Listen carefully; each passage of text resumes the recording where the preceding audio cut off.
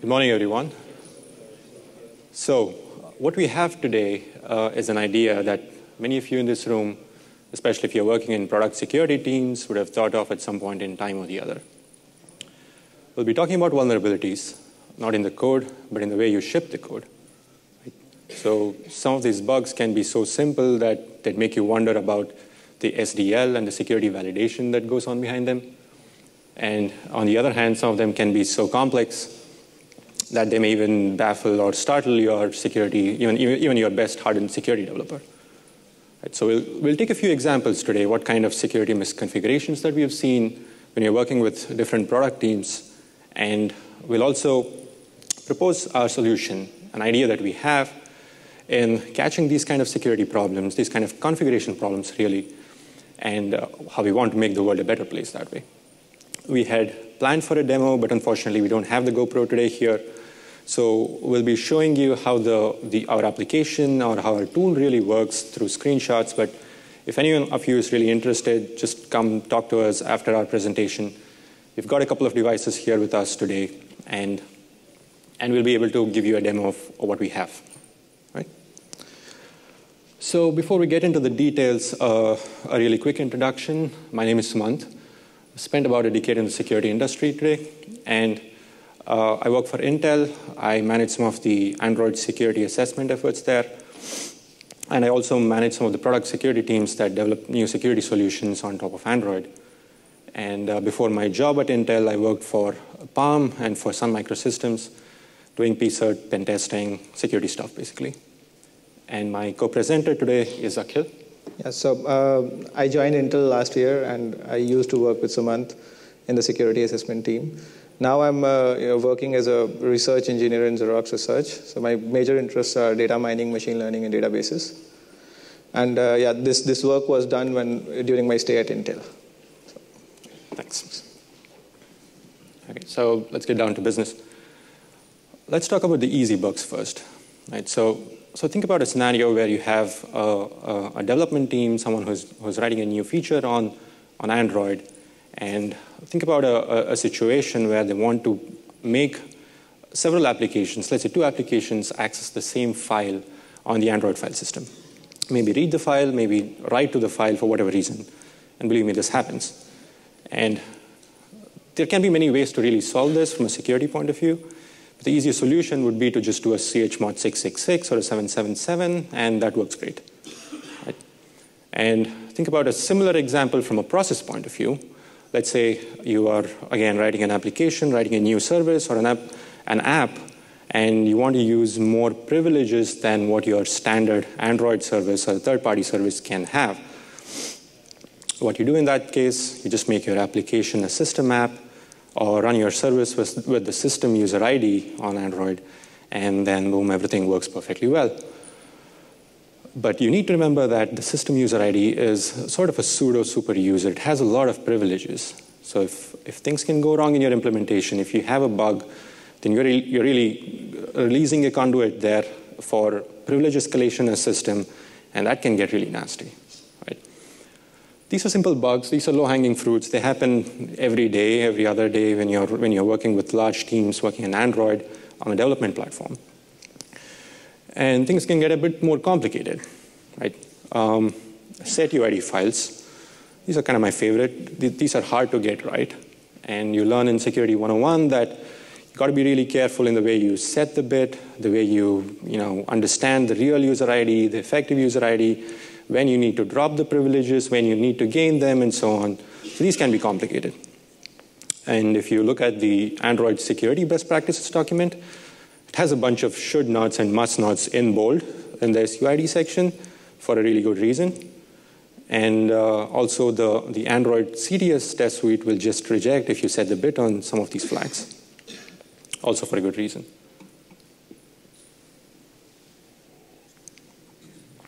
All right. And things can get even darker. So people know that setuid files are bad, they're evil, you shouldn't use them if you don't know what you're doing, and so on. So an alternative, is a better, more fine-grained alternative is to use the POSIX file capabilities. These are even harder to understand sometimes. You need to know how you configure them, how you set them, how you inherit them, and so on. And what's worse is that sometimes it gives you a sense of complacency that you're using a secure alternative. But some of these capabilities are pretty complex, right? So if you look at the list of caps that POSIX allows you to do, there are some of them that have a really long list of attributes that give your application or your executable the kind of privileges that almost makes them setuid, right? So if you've configured them well, if you're using them well, if you know when to drop the privileges and use them effectively, then that is great. But then if you don't do it, it's kind of setuid wolf in sheep's clothing again. And believe me, these are real world problems, right? So the first headline that you see up there, it's happened a couple of years ago. Very simple bug. The devx in osmem device file basically had world writable permissions on some of the devices. That gives your average Joe Schmoo application, your Facebook, your Angry Birds, complete access to the device physical memory. So you'd wonder how that even got in there, but that was on production phones, and that was disclosed publicly. And the capabilities, like I said, these are much harder, but they're not without problems either. The second headline, again, a true story. This happened several years ago, but improper use of the capabilities actually led to root compromise on several Linux machines. So the statement there, when is a setuid program not a setuid program, that's actually from Theodore So from his keynote at the Linux Security Summit last year.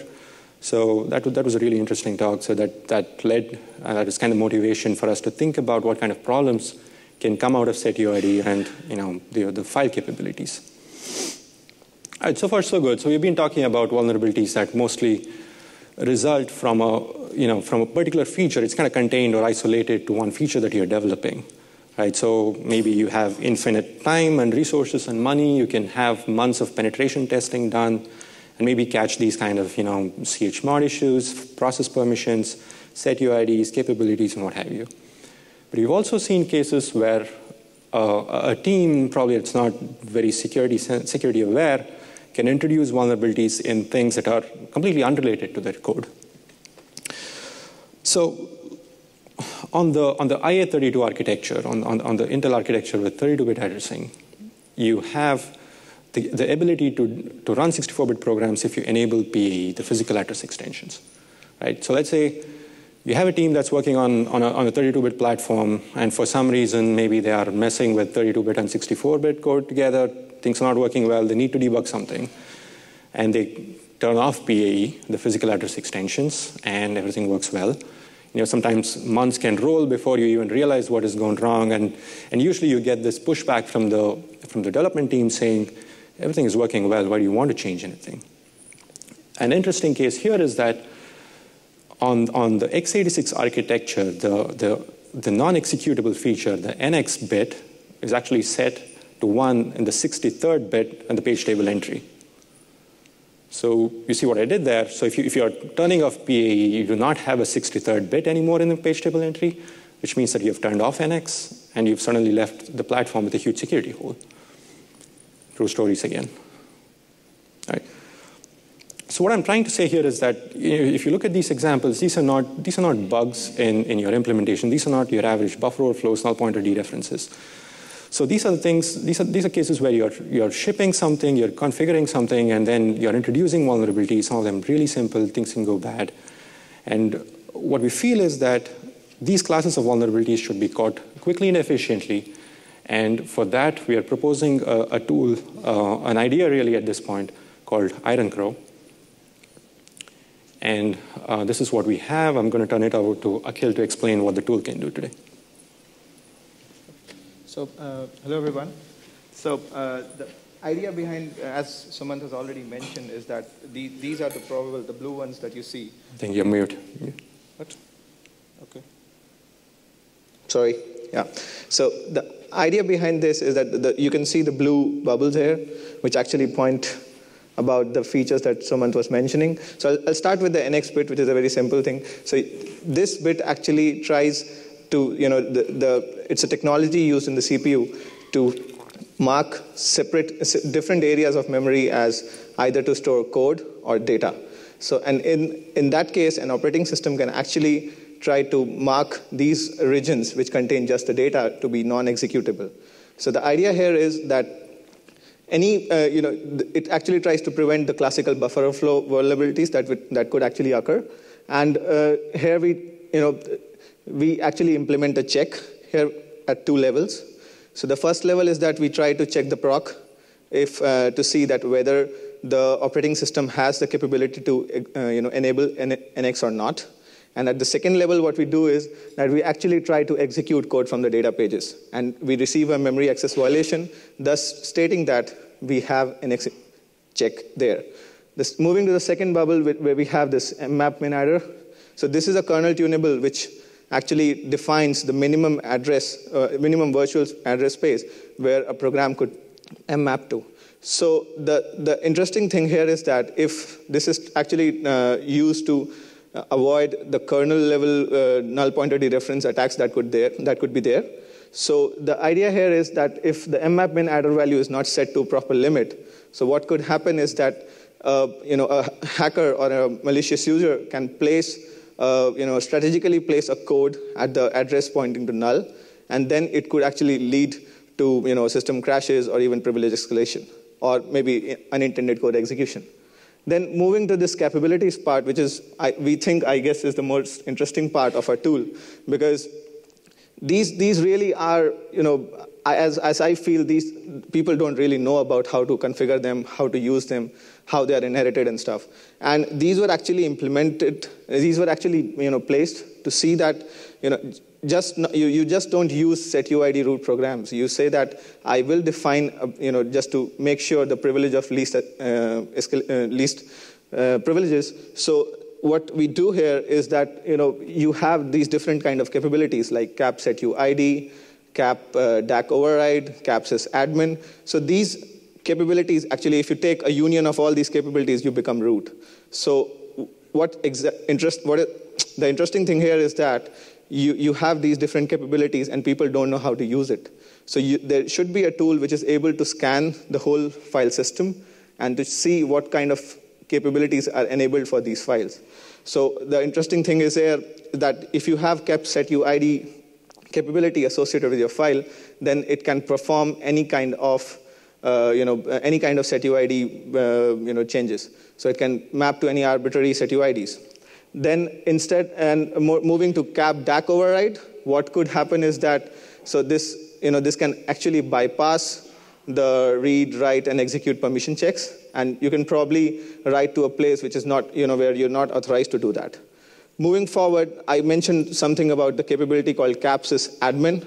What could happen here is that they have a long list of things what a file, if it has that capability, could do.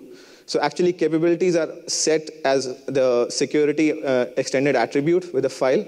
So what could happen is that if a file has this cap sysadmin capability, it could actually change this extended attribute as well. So the interesting thing that we could see here is that finally, one can actually gain any capability if it has the cap sysadmin capability. So moving ahead, our tool also does this kind of the other checks on the left, where we check for world writable files, which can actually uncover vulnerabilities like what happened with the Samsung Exynos vulnerability. Then you have check for setuid files. You also have check for privileged processes. So here we mean that you should have a whitelist to see which all processes are actually allowed to execute as root or system. So, and we also have plans to add these other checks which are there in yellow, but probably as a second version of this tool, where we want to check for compile time flags. Again, going by what Android recommends, we have the recommendation says that you should have a level of you should have a level of source fortification with the code or fstack protector. So these flags should be enabled when you compile this code. And then we also want to check for certain networking related checks. So what do we want here is that we need a device, which is probably an engineering version or a development build. And then the other thing is that you want to configure your whitelist intelligently. So the whitelist would be the one which actually won't raise a flag if it exists on any of these features that we talked about. So a whitelist could be configured also by an OEM or a vendor, just to see that which things are actually allowed and which are not. And the third thing is that we also have flexibility that you can either run it as an app or maybe an automated tool integrated towards the automated security assessment that people do. So we're sorry again that we don't have a demo, but I'll probably point out the features from this slide. So we check for the NX bit, if it's enabled or not.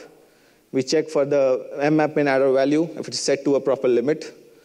And then the colored ones are here actually the things we are talking about. So these can actually change with the whitelist. So we have actually implemented the whitelist for world writable files here for this particular snapshot.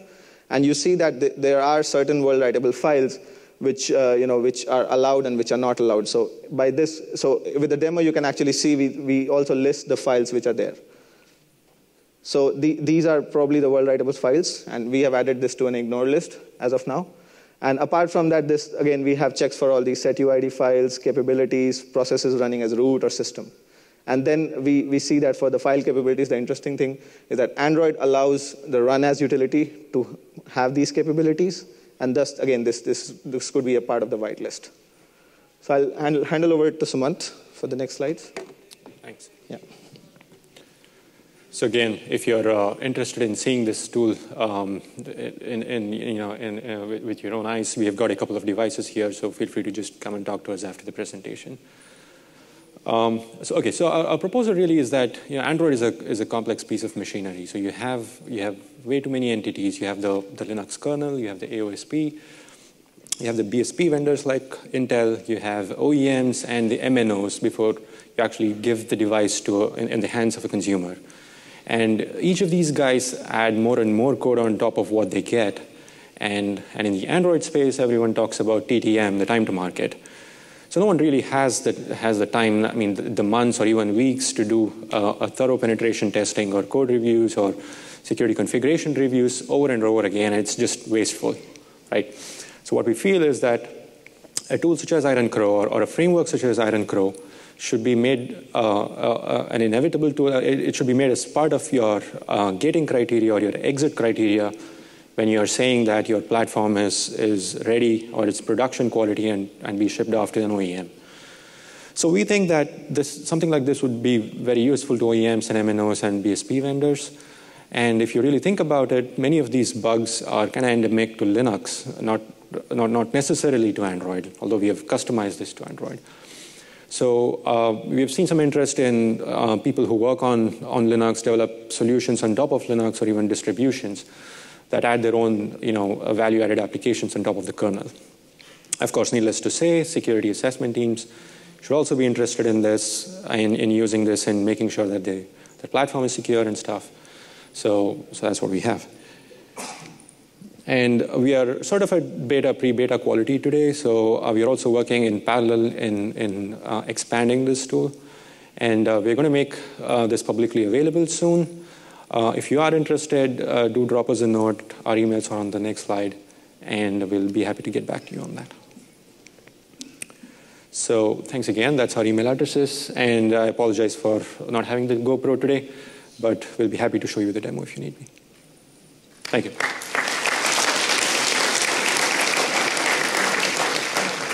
And if there are any questions, I'm happy to take them.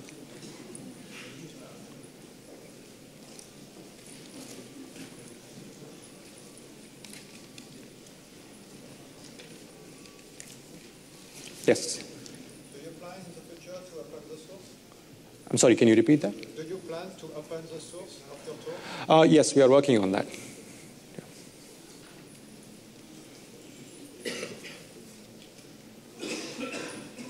If not, thank you very much. Thanks again.